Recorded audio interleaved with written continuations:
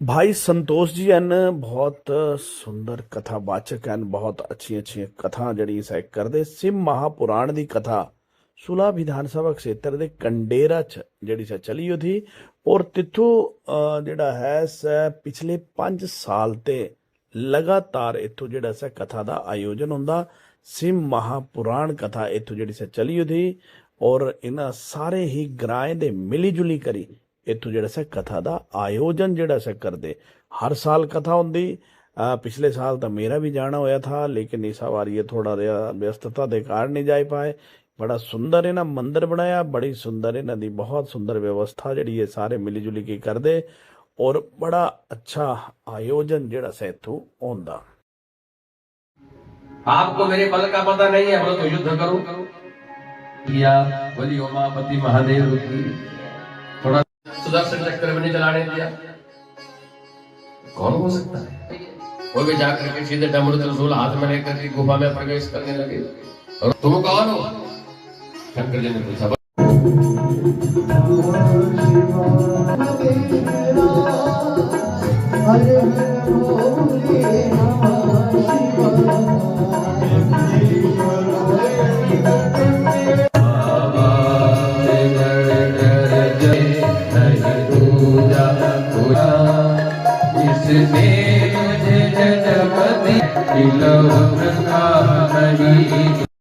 किसके घर में रामायण होती है?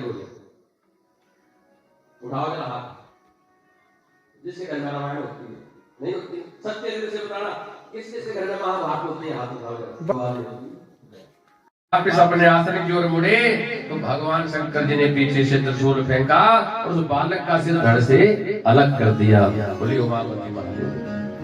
और जैसे सिर धड़ से अलग हुआ, चिल्लाया जोर से माँ, जैसे आवाज हुई अंदर से माँ पाखा तो धड़ छटपटा रहा है, धड़ से अलग हो जाए।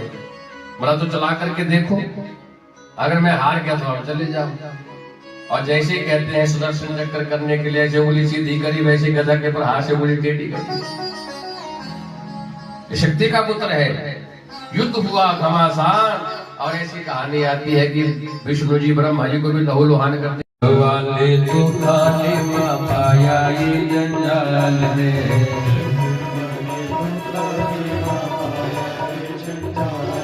वो जग वाले है, वो तेरे बिना माना मेरा बुरा हाल है।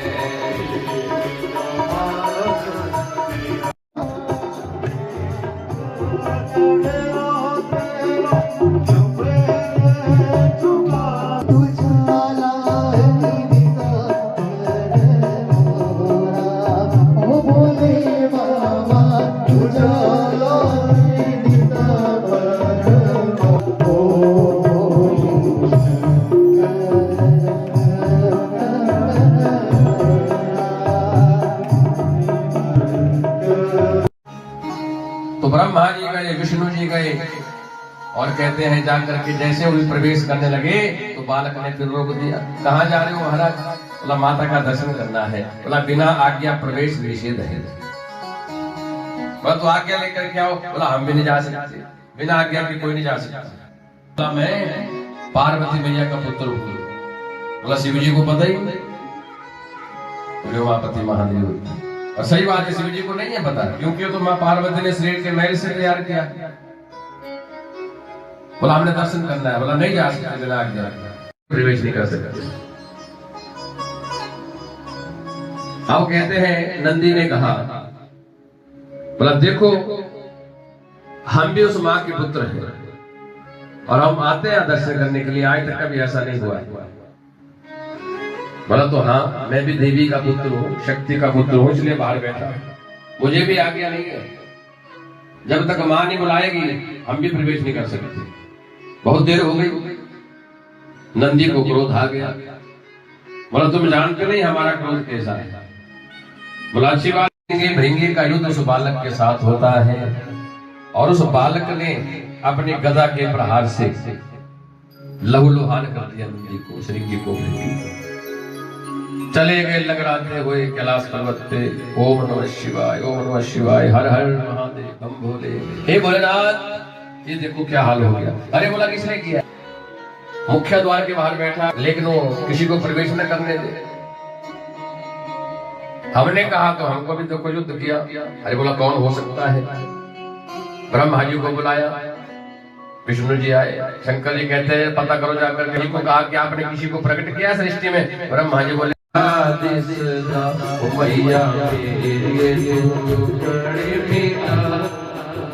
दर्शन देखा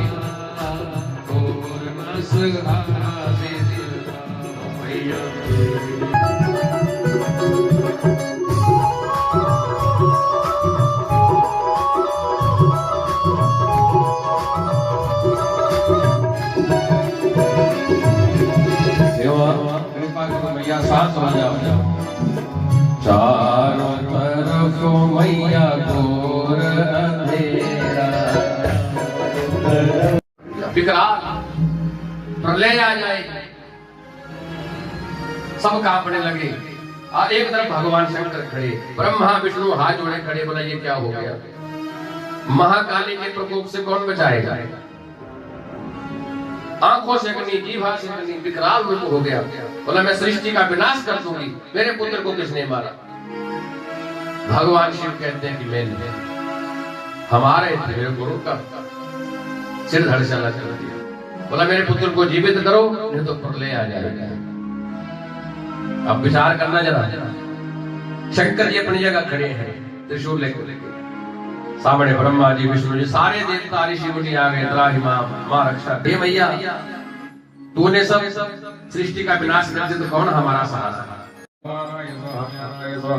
उदानाय स्वाहा, स्वानाय स्वाहा, पालो मेरा भोग करीबदा, भोग बनाया यज्ञ मेरे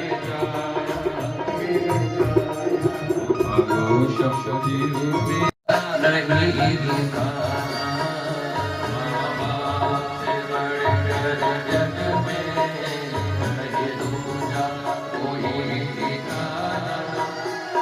जिसने तुझे जन्म दिया है, दिलों में नहीं दुखाना, बाप से बढ़कर जग में नहीं दूजा कोई ठिकाना। जिसने तुझे जन्म दिया है, बाप से बढ़कर जग में तो माने तुझको, वो 9 महीने पेट में ढोया, नीले का दूध पिलाया, तू जब जब बंदे रोया। विकराल प्रलय आ जाए, सब कांपने लगे।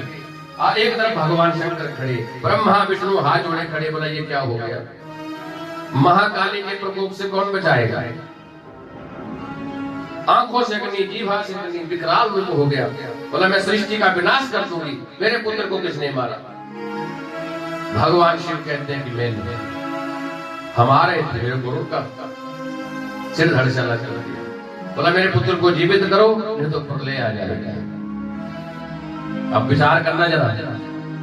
शंकर जी अपनी जगह खड़े हैं, त्रिशूल लेकर सामने ब्रह्मा जी, विष्णु जी, सारे देवता ऋषि मुनि आ गए। त्राहि मां रक्षा, हे मैया तूने सब सृष्टि का विनाश कर दिया, तो कौन हमारा सहारा?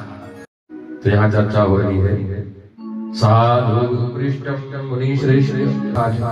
इसलिए सुनो, मैं आपको सुनाता था। एक समय की बात है, मां भगवती जगदम्बा, मां पार्वती गुफा में विराजमान है, और जया और विजया उनकी 2 सखियां जो सेवा में रहती है। तो जया और विजया कहती है कि हे मां, हे देवी, भगवान शिव जी के कई गण हैं, हमारे यहाँ कोई भी नहीं है सेवा करने वाला, कोई द्वारपाल भी नहीं है। तो हे मां, हमारी भी इच्छा है कोई हमारे मुख्य द्वार पे भी कोई द्वारपाल हो, हम निर्भय होकर के रह सकते हैं। देखो शक्ति अम्बा, परा अम्बा, मां पार्वती वो शक्ति का स्वरूप है और शक्ति को कोई भय नहीं होता। बोला तो अच्छी बात है, विचार करते हैं। तो जो कहानी आती है कि मां भगवती जब स्नान कर रही थी तो अपने शरीर के मैल से एक पुतला बनाया और उस पुतले में प्राण डाल दिए और जैसे प्राण पड़े तो बहुत दिव्य स्वरूप प्रकट होता है, बहुत सुंदर बालक। उसको मुख्य द्वार के बाहर बैठा दिया, हाथ में मोदक भोजन के लिए लड्डू, साथ में गदा, वहां आसन दे दिया। बोला पुत्र बिना आज्ञा कोई भी गुफा में प्रवेश न कर पाए। बोला ठीक है माता, और बालक बाहर बैठ गया। अब विराजमान है, कहते हैं कि नंदी जाओ थोड़ा देवी का जो कुशल क्षेम है हाल चाल पूछ करके आओ। बाहर पहुंचे तो देखा वहां एक बालक बैठा है, मोदक ग्रहण कर रहा है, खा रहा है, लड्डू खा रहा है, बड़ा सुंदर बालक है। अब नंदी श्रृंगी भृंगी जैसे पहले जाते थे वैसे जाने लगे दर्शन की इच्छा से। तो कहाँ जा रहे हो भाई? बोला माता का दर्शन करना है। बोला बिना आज्ञा कोई प्रवेश नहीं कर सकता। आ जाएगा पूरी सृष्टि का, उसका विवाह पहले कर देंगे। और कार्तिकेय तो खुश हो गए, उड़ गिर के जाएंगे मोर के ऊपर, मोर बहाने उनका।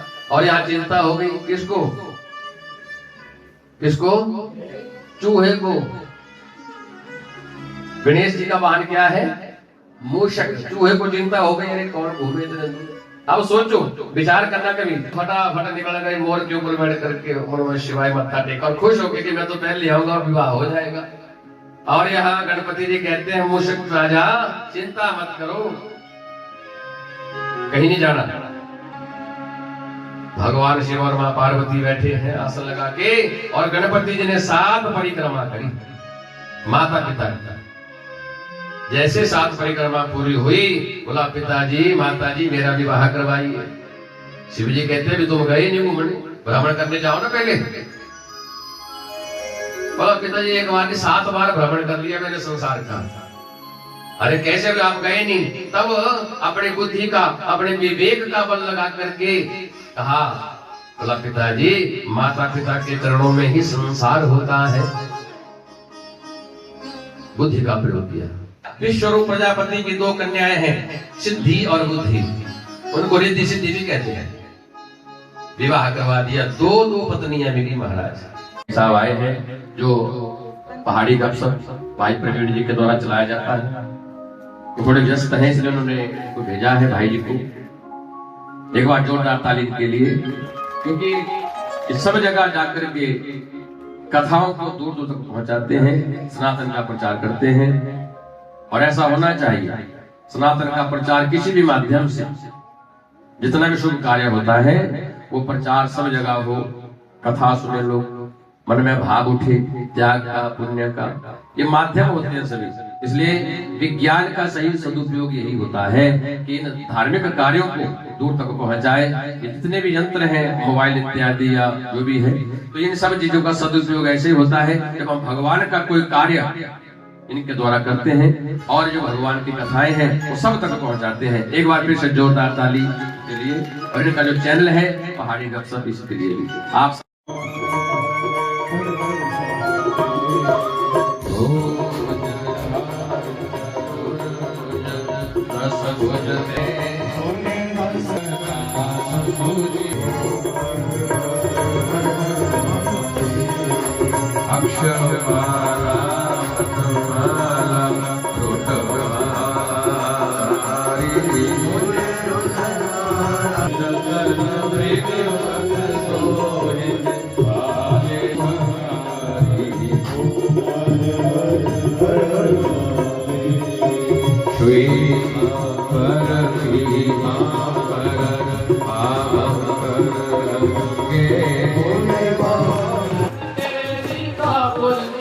का